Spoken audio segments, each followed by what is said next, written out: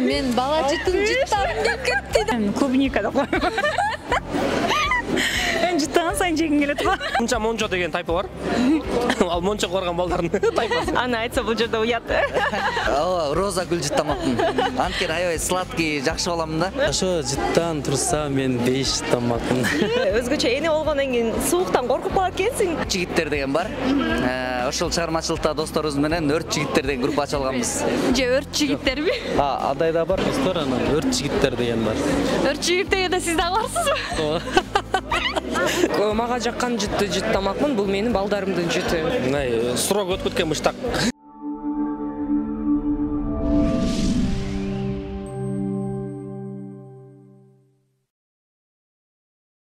Жашоо жыттан турса, сиздер эмне жыттамаксыздар? Жашоо жыттансабы? Мага жаккан жытты жыттамакмын, бул менин балдарымдын жыты. Көбүрөөк мен аны эч качан ушул жытты талаша албайм эч кимден. Өмүр бою ошол жытты, мисалы айтып бере албайм да. Гүлдү айтасың да, гүл жыпар жыттанат, дагы бир нерсе, тоо дагы, булак дагы жыттанат. А балдардын жыты, баланын жыты бул ошол нерсени мен сүрөттөп бере албайм да. Ошон үчүн эгер жашоо дагы бир нерсени берсе мага ушундай жыт боюнча, мен баламдын, балдарымдын жытын деп айтмакмын. Сонун оригиналдуу жооп. Аябай сонун жооп болду. Мен ойлонуп кеттим. Мен бала жытын жыттарым деп кетти деп коем. Эми Кудай буйрса, мен ошону сага карайм. Кудай буйрса. Кудай буйрса. Чын кыйын суроо экен. Анан Канткеженин жообу оригиналдуу го дейм. Биз деле ошого кошула алышпыш керек. Андан артык жооп болушу деле мүмкүн эмес го дейм. Быштак. Эмне үчүн? Срок өтүп кеткен мыштак. 34 жыл бою кармалган мыштак. Же сары май, балким. Же апельсин, кычкылыраак апельсин, таттуу эмес. Жашоо жыттан турса, эмне жыттамаксыздар? Эмне жыттамакпыз? Жыттамаксыздар. Тамак деле. Айдана тамак жыттамак, мен гүл жыттамакмын го. Ошондо насиксизби? Ооба, роза гүл жыттамакмын. Анткени аябай сладкий жакшы баламын да. Романтик. Тамактын кайсы түрүн? Лагман. Оригиналдуу жооп. Клубника деп коем. Жыттаган сайын жегим келет го. Ошо жыттан турса мен 5 жыттамакмын. Билбейм. Наристе дейм. Наристе жытыбы? Эмне үчүн? Жаш баладай. Ошол мен ар бир ата эне үчүн ошондой жыттансак керек баарыбыз. Андан кийин үйөрмандар үчүн болсо артист катары жыпар жыттуу жыттанып турабыз деп ойлойм. Саламатсыз Данияр беке? Саламатсызбы, кандайсыңар? Алгач эле суроом, образыңыз тууралуу бүгүнкү кечеге кандай даярдык көрдүңүз? Жыл сайын ушундай кечелерге образдарым. Барыңар жаңы жылга белек алгыңар келет. А бизге белек берип, кубандырган жагат. 31 декабрга чейин гана Сайма ар бир абонентине 6 ай бою акысыз интернет менен телевидение тартуулайт. Дароо азыр 0708 909 000 номери боюнча Саймага чалгыла. Болгону 2 ай төлөп, жайга чейин ырахаттангыла. Саймага туташып, көңүлүңөрдү көтөргүлө. Өзүбүз тиктирип, саламатсыздар. Өзүбүз тиктирип кийселек, бул жолкусунда болсо ошол башка мамлекеттен заказ берип, Кайсы өлкөдөн? брендовый кийимдерди кийип турам десең азыр. Ошол Турциядан заказ берип. Образыңыз тууралуу сурагым келип турат. Аябай өзгөчө даярданыпсыз. Чоң рахмат. Негизи кичине кезибизде актриса болгонду, ырчы болгонду кыялданганда сөзсүз чет өлкөнүн актриса ырчыларын кызыл килемден өткөн көрчү элем, ошондой кыялданчумун. Анан бул жолу дагы улуттук телерадио компаниясы ушундай мүмкүнчүлүк түзүп атабыз. Ачылып чачылып келгиле Голливуд звездасы болуп келгиле деп аракет кылдык. Окшоштурбу? Окшошуптур. Келиңиз анда баасы тууралуу айта кетсеңиз.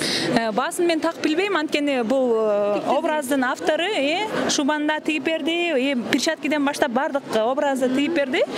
Сапагини эле өзүм алгам, $100 калсам керек, эсимде жок. Анан Айтурган деген баарыбыз тааныган, таланттуу, өзүм дизайнер сиңдим. Бир жиңдүү образ жаратып берейинчи деди эле. Бүгүнкү кечеге образыңыз тууралуу айта кетсеңиз. Бүгүнкү кечеге образым сулуулуктан жылуулук деген образ.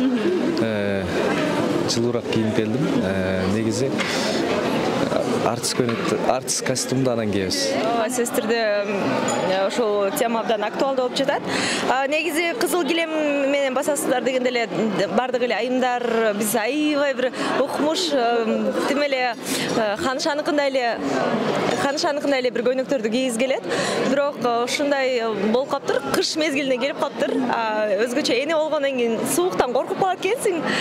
Биринчи орунга ден соолукту коюп дегенде ошон үчүн сестрде көйнөк өзүм жакшы көргөн бир кыска көйнөктөрдү кийгим келди, бирок кой ишинде эле кызыл килемге жылуу, жумшак тройка кийдим. Сахнага болсо башка форма кийем. Жолдошум болсо классика кара костюм. Ал эми баасы боюнча айта кетсеңиздер. Баасы боюнча аябай эле кымбат, аны айта албайбыз да. Эми айдана кандай кийинсе дагы мен ошо классика менен туура келем. Ал эми жана силер сураган акчасы боюнча айта кетсек, негизи эсептей бергенде кызыктай экен, ошон үчүн эсептебей калдык. Чиркейдин канча тиши бар? Чиркейдин аны карап санап алып турмун. Бир эле тиш менен, тиши менен, бир эле жана мурду менен эле. Билбейм, кечирип колачы. Чиркей менен достошкон эмесмин. Тиши жок болуш керек. Бирөө менен эле сеп неме каныңыз жыйтып коет. Чын айтсам, анчалык көзүм курч эмес. Эсептеп көрбөп турмун. Ал эми WhatsApp'та сиздин толтура группаларыңыз бар да, ал эми өзгөчө аталыштагы кандай? Тамошонун жигиттери деген тайпабыз бар. Дагы өзгөчө аталыштагы группалар болот го? Hype Show, Top Team KG өзгөчө аталыштагы болсо, тамошонун жигиттери эле экен, анан Топ Тоголок деген да аталыштагы. Ал баламдын футбол клубу да. Кайрымдуулук. Болду анчалык, эме анча мынча мончо деген тайпа бар. Ал мончо коргон балдардын тайпасы. Аны айтса бул жерде уят. Бирөөсүн айтасыңыздар. Бизге өрт жигиттер деген бар.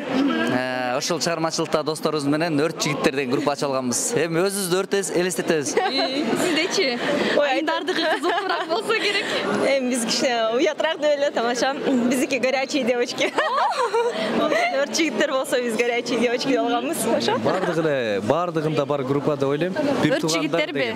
Же өрт жигиттерби? Андай да бар, бирок эң өтө бардыгыбызда сизде да бар болуш керек деп ойлойм. Бир туугандар деген группа. Мен үчүн ошол жакта эң маанилүү. Калган жакта айда жылда бир карашы мүмкүн, бирок бир туугандар деген группада кандай сүрөт, видео келбесин карап турам. Апам, улам кутуктоолорду энени сыйлаш керек, мындай деген видеолорду көрсө эле ошол группага жөнөтүп калат. Антан бардык апаларга салам. Достор, анан өрт жигиттер деген бар. Өрт жигит дегенде сиз дагы барсызбы? Сиз дагы өрткө киресизби? Шейшемби күндөрдүн кайсы күнү болду? Жакшы күнү. Шейшемби 4-күн го? Туура элеби? Туура эле. Анда көрөрмандар өздөрү жазсын, туура жооп берди Нурбат байке. Туура эмес жооп берип калсам, кечирим сурайм. 3-күн. Нет, 3-күн шаршемби, шар кетет. Анда 4. Шейшемби, демек бул 2-күн. Сиздин жоңузчу? Дүйшөмбү, шейшемби, шаршемби, бейшемби, жума турбайбы? 3-күн да. Туурабы? 2-күн. Дүйшөмбү, шейшемби, шаршемби. Эмне үчүн мырзаларга, эркектерге ишенгенге болбойт? Анткени алар төрөбөйт. Аял, айым төрөйт. Эми ишенгин келсе, ишенсе болот болуш керек. Менин эмемди психологияма доо келтирбей турган, мен азыр ишенгим келип атат. Ишен. Мырзаларга ишениш керек. Ишенгенден анан кийин алар биздин ишеничти актайт да.